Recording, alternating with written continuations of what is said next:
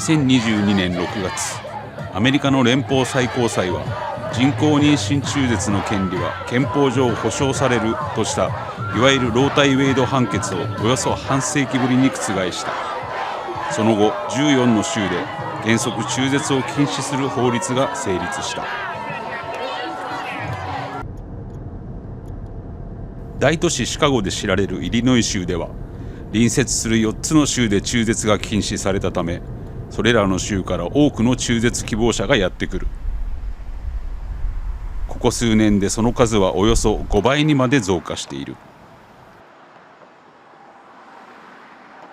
Hello, this is Jane. How does it work? まだ中絶が違法だった時代のアメリカ、女性たちは秘密の電話番号に助けを求めた。 Which one of you is Jane? We're all Jane. Ready? I'm scared. I'm very good at what I do. Well, the Janes were a collection of women who offered abortion services and abortion care, and it was risky because it was illegal.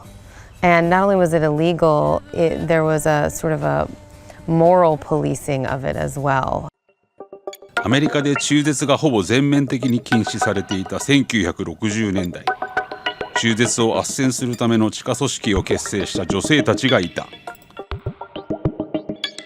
その地下組織はジェーンというコードネームで呼ばれ、携わったメンバーは100人を超えた。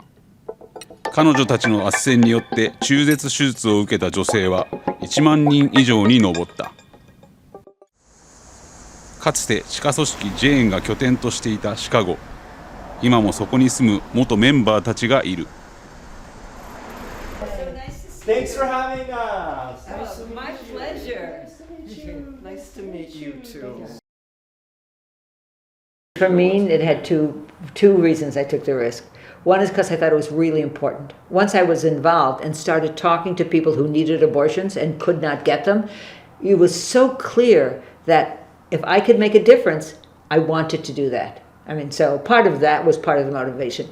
The other part of the motivation was I was kind of stupid. Do you know, did I think I was going to get arrested? No, I felt kind of protected by the privilege of my situation. And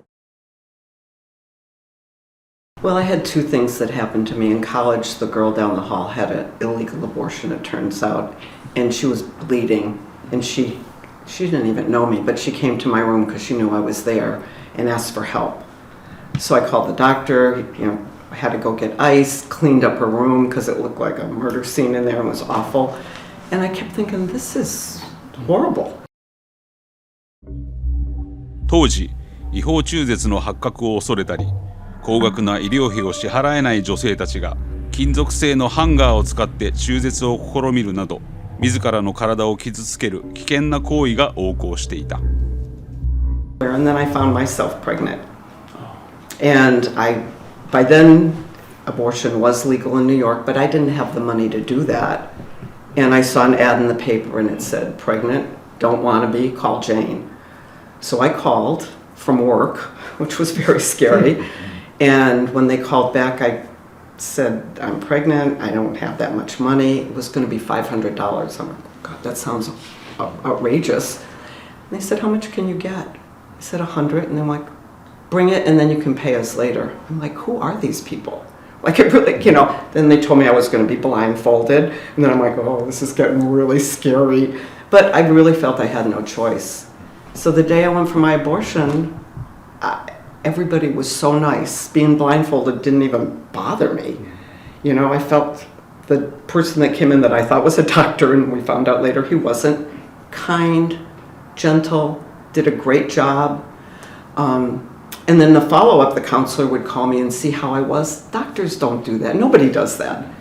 So I said, I'd really like to be part of this group. I started babysitting for the woman who was my counselor, then answering the phone. Same thing, one little step, and then all of a sudden you're like, I'll go into a meeting and seeing a few counselors, and then all of a sudden you're working like 3 days a week and taking on more, because it was really satisfying and it was something that mattered so much.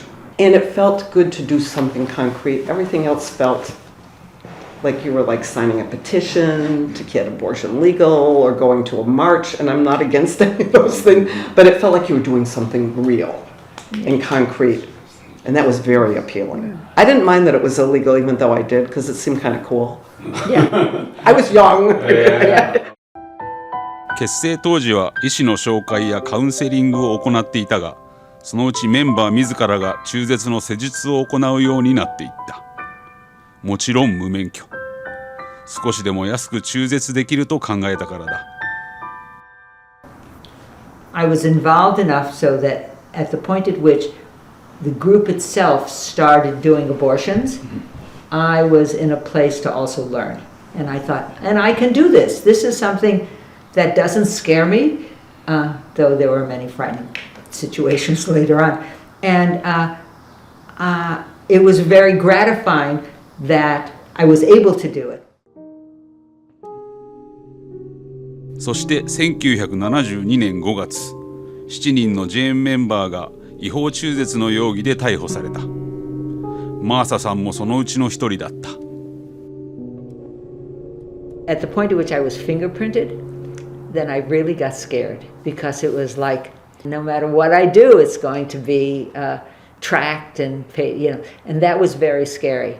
When we got out that morning, and we're kind of surrounded by family and friends, and we got out because lots of people collected a lot of money. A lot of that dissipated. I figured we are going to deal with this. The 7 of us who have come out, we're going to figure out how to do this so this doesn't ruin our lives and that kind of thing. But you guys continued. Mm-hmm. I didn't stop just because a few of us got arrested.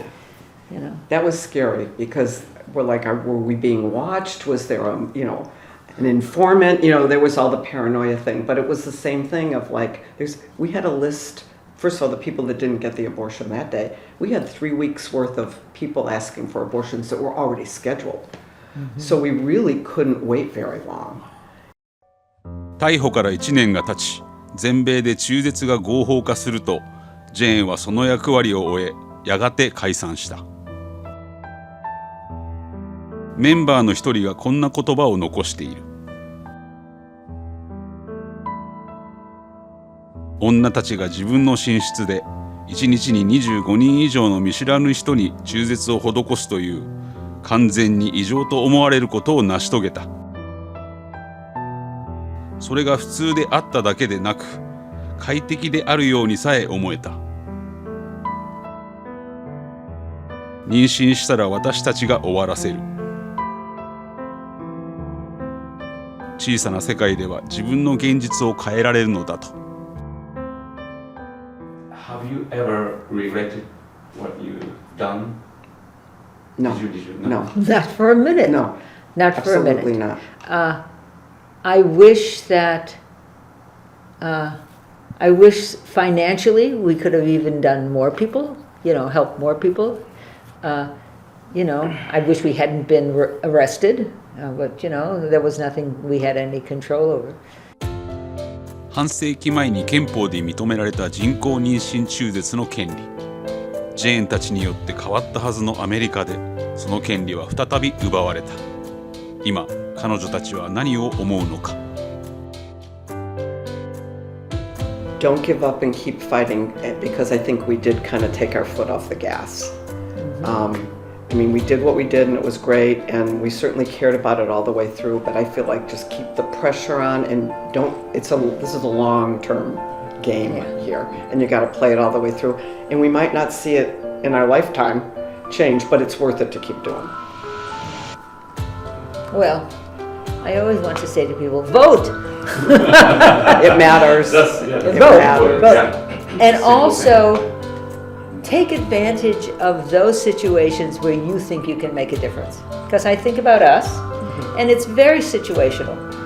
There are lots of other people who could have done what you and I did, but they weren't asked. They didn't, it didn't cross their path. That's the way I feel. Don't pretend that you don't have a voice. You have that voice. It may look small, but it is not. It's what we have.